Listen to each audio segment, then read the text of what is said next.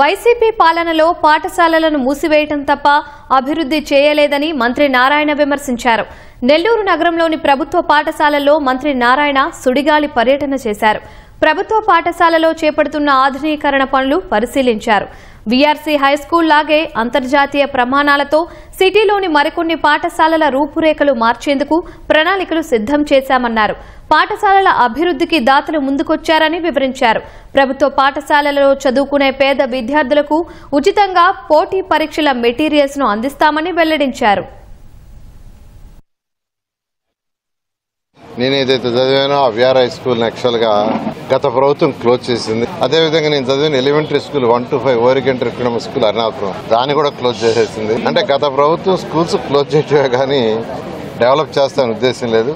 అయితే ఎలక్షన్స్ ముందు VR high స్కూల్ని వెంటనే ఓపెన్ చేస్తానని చెప్పాను. మాట ప్రకారం దాన్ని చక్కగా ఒక ఇంటర్నేషనల్ స్టాండర్డ్లో దాన్ని డెవలప్ చేసి ఓపెన్ చేశాం.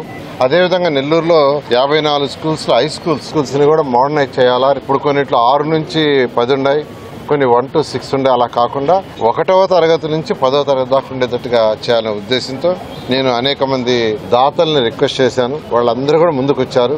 వేమిరెడ్డి ప్రభాకర్ రెడ్డి గారు RSR స్కూల్ తీసుకున్నారు. డిఎస్ఆర్ సుధాకర్ రెడ్డి వాళ్ళు మూలాపేట స్కూల్ తీసుకున్నారు. ఒక స్కూల్ నుంచి వచ్చి ఎంపీ బేదా మస్తాన్ రావు గారు తీసుకున్నారు. మరొక స్కూలు ఏఎంఆర్ గారు తీసుకున్నారు. జిగ్మా అనే కంపెనీ వాళ్ళు వాళ్ళొక స్కూల్ తీసుకున్నారు.